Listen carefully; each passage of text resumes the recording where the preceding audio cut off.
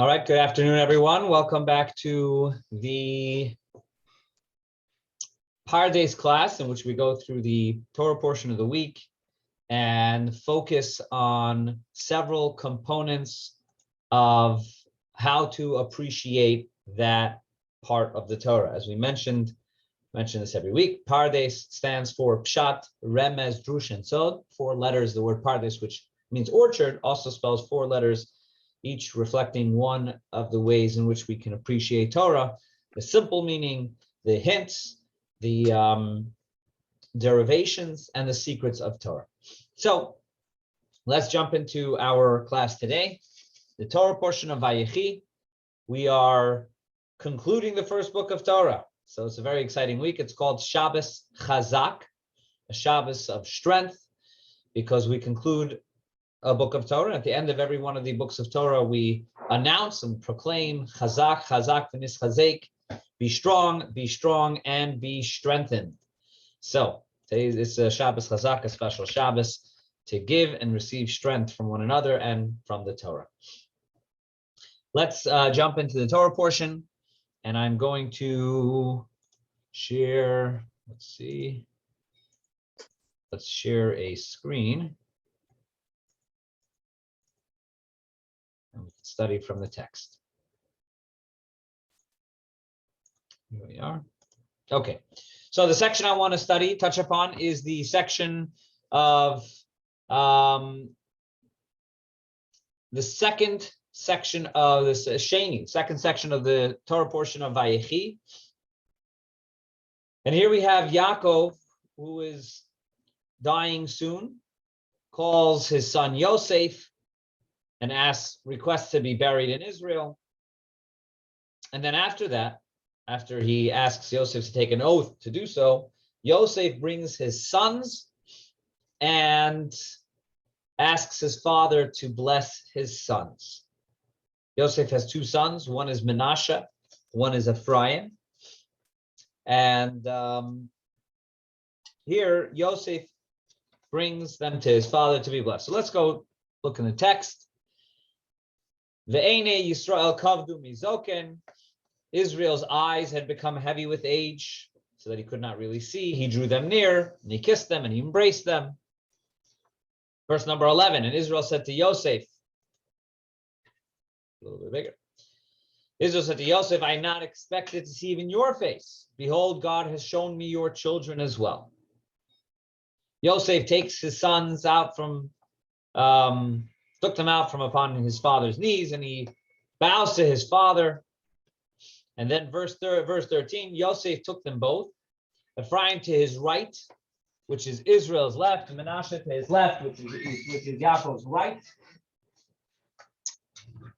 And Vayagei Shelav, and brings his 2 sons near Yaakov.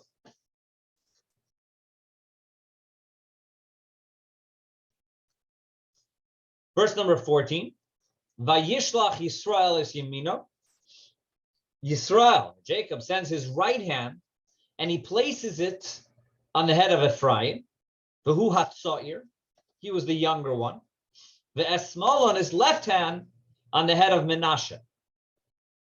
Sikel es yadav, he guided his hands deliberately, for Menashe was the firstborn.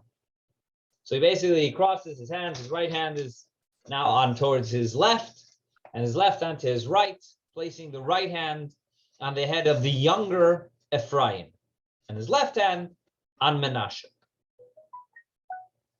Let's skip a little bit. Verse 15 is that he blesses Yosef. It's a very important blessing, but we're not going to get into that right today. And then let's go to the next section.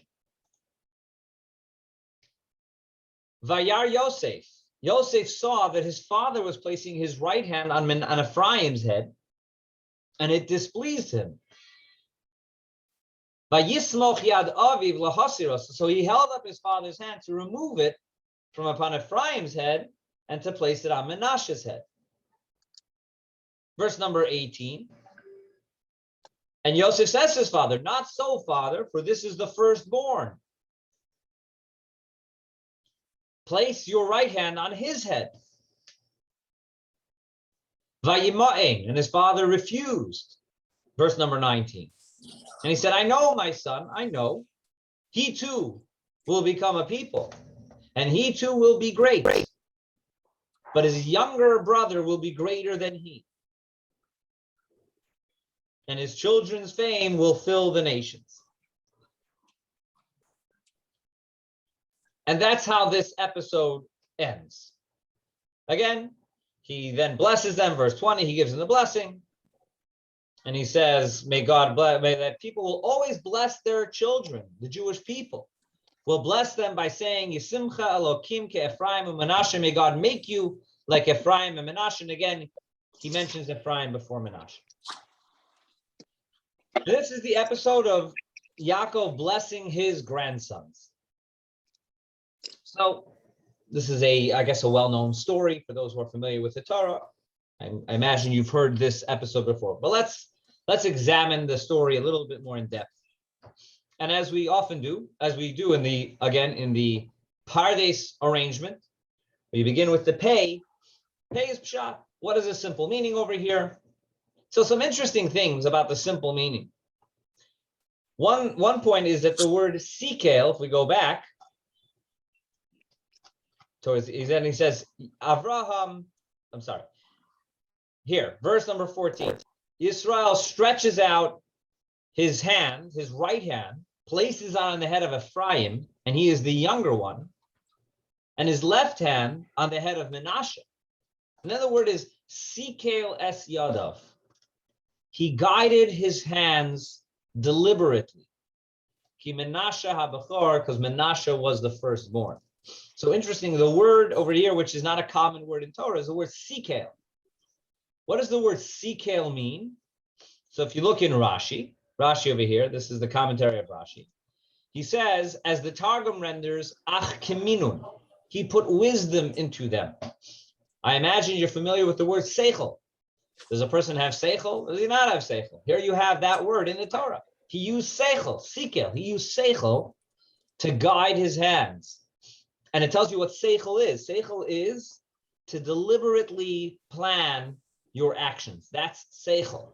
You want to know what seichel means? Seichel means to calculate one's actions. Very simple thing. Sometimes it's not necessarily IQ. You can have someone with a very high IQ, but doesn't calculate their actions. A person with seichel is someone who thinks about their actions and what they're going to do. If a person is able to think through their actions, then they are what's called a Baal Seichel. On a deeper level, you could say what the Tanya says, that ultimately the difference between righteousness and corruption is that righteousness is action which is based on intellect. Corruption is action which is rooted in emotion. That I feel angry or I'm arrogant, different emotions which cause me to behave the way I want, or lust or passion. If a person lives their life where their actions are motivated primarily by passion and by emotion, then they're going to make mistakes, many mistakes in life. But if a person uses sikel, seichel, in which their intellect guides their hands, their intellect guides their behavior, then a person is going to, more often than not, or perhaps always, make the right choices in the decisions they make in life. But perhaps, so that's one simple point over here. From, again, level of Peshat, we're just saying the simple meaning of the words. But maybe, and this came to mind this morning, one can say that Yaakov, there was more seichel here than we initially observe. It's not just that he used seichel to place the right hand on his left-hand side and the left hand on the right-hand side. Maybe there's another element to seichel here, which is that Yaakov was himself in a similar situation in his own youth, right? When there were two brothers, Yaakov and Esau, and the father Yitzchak wanted to give a blessing, and he wanted to give a blessing to Esau. And Esau and Rivka, as you recall, several parshas ago, Rivka told Yaakov, "You should get the blessings," and therefore he had to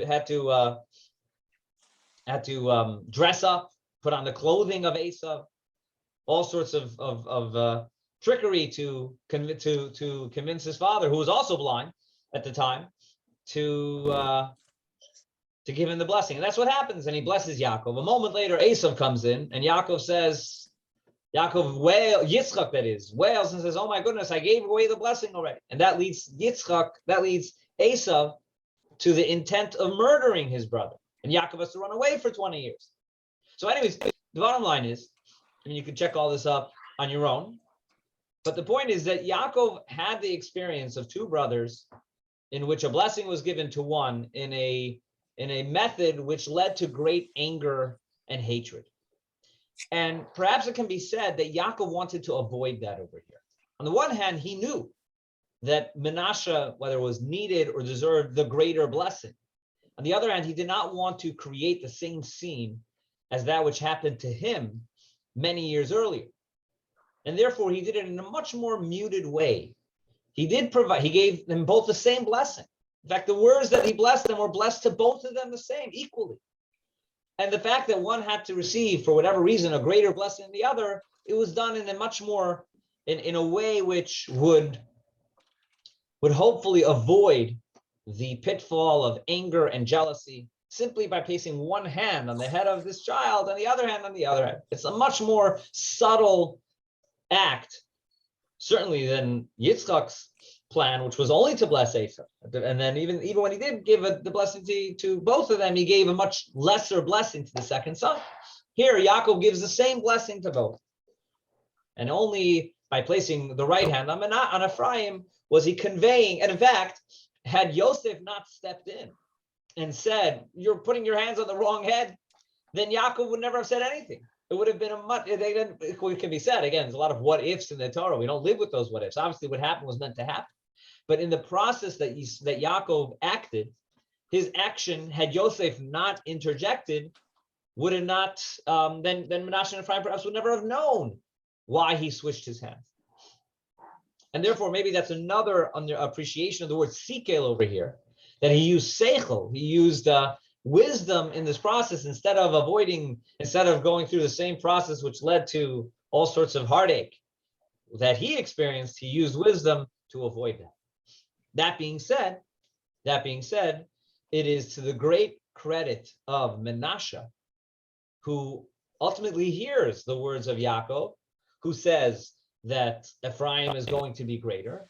And nevertheless, we do not find that Menashe reacted with any sort of hatred or jealousy towards his brother. So on the one hand, we do have Yaakov acting with seichel here, and limiting the impact and trying to limit the potential hatred or jealousy. Nonetheless, it is to Menashe's credit that he doesn't hold on to the grudge against his brother Ephraim in this episode. So that is one idea of Peshat over here. There's another idea over here of Peshat. We'll see if we even get to the secret over here. But we'll share another. Here we'll touch upon a concept connected to this section, which is both Peshat, but also the fourth element of Torah, which is Sod, secret.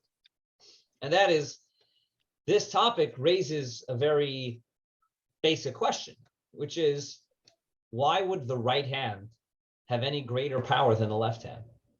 What's the significance of the right hand? I mean, we hear the story and we accept it. You know, the right hand had to be placed on Ephraim's head so that the right person, for whatever reason, has greater power of blessing. Is that the case? Does one's right hand have greater power of blessing than one's left hand? So the answer to this touches upon an area of Judaism and even Jewish law, which has very practical significance, which is that we do find that in many circumstances, in the majority of circumstances, when one can do a mitzvah with the right hand side or the left hand side, one should do it with the right side. It says so in the Shulchan Aruch, it says so in the Code of Jewish Law. There are some exceptions. There are situations in which we emphasize the left. For example, we would put on tefillin on the left side. The menorah, which we just kindled, was on the left side. When we tie our shoes, Shulchan Aruch advises to tie your left shoe before tying your right shoe. So we do have the left, which is emphasized. But other than those unique situations, another example where we have the left, where else do we emphasize the left, is at the Pesach Seder.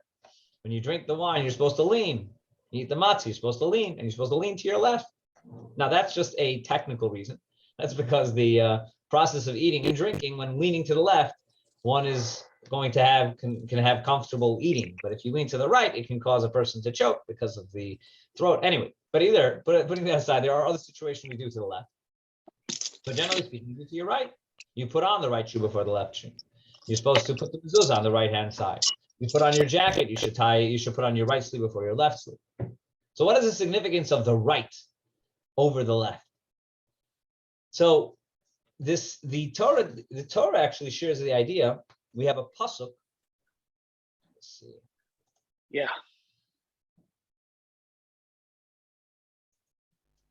There is a pasuk in Zechariah. The prophet Zechariah, chapter 3. There's a vision that Zechariah describes. He says, Vayareni, Zechariah says, I was shown in this vision of prophecy as Yehoshua HaKohen Gadol.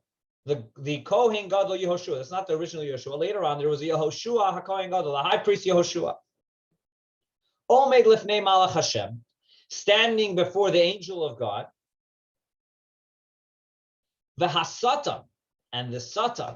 People wonder, is Satan a Jewish concept? There is a Satan in Judaism. And the Satan, Omed al Yemino, was standing on his right-hand side to accuse him.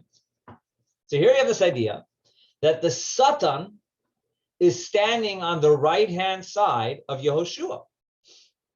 Now, the immediate assumption then is that the right-hand side is negative, because you see the Satan in this vision, this divine vision that Zechariah describes. He sees the Satan on the right-hand side of the Kohen Gadol, the high priest. But truth is that, let's see, a second.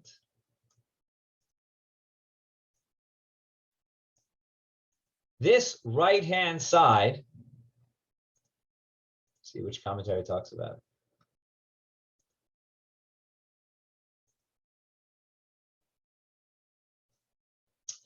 The right-hand side over here is actually a left-hand side, because the Satan was to the right of Yehoshua, but the Satan was to the left of the angel of God who was judging him. So the Satan, it was Yeshua's right, but it was really the left-hand side of the angel of God who was there to judge Yehoshua. So the Satan, even though over here it says the Satan was on his right, it's really the left-hand side of the divine angel who was judging Yehoshua. So interestingly, I don't know if ironically, perhaps is a better word, we derive the power of the negative element of left from a pasuk which describes the Satan on the right. Because really, even though it was on the right Yehoshua, because Yehoshua was facing him, but it was to the left-hand side of the angel of God who was judging Yehoshua, the Kohen Gadol. So this becomes a Torah source for the idea that the left represents, over here it said the Satan, but really what it means, Satan doesn't mean evil. Left does not represent evil. Left, the wording of the pasuk in Zechariah was that the Satan was there to accuse. The left represents judgment and justice. Accusation has to do with justice. And the right-hand side represents mercy and kindness. And this is why it is basic understanding, and certainly basic understanding of Kabbalah, that both the right and the left are necessary. Nevertheless, we need justice and you need kindness and mercy. Both are critical in order to have a world which is sustainable. But that being said, in our prayers, in how we turn to God, we often say the words, God in heaven, Yichbeshu rachamecha eskascha. Let your mercy override your judgment.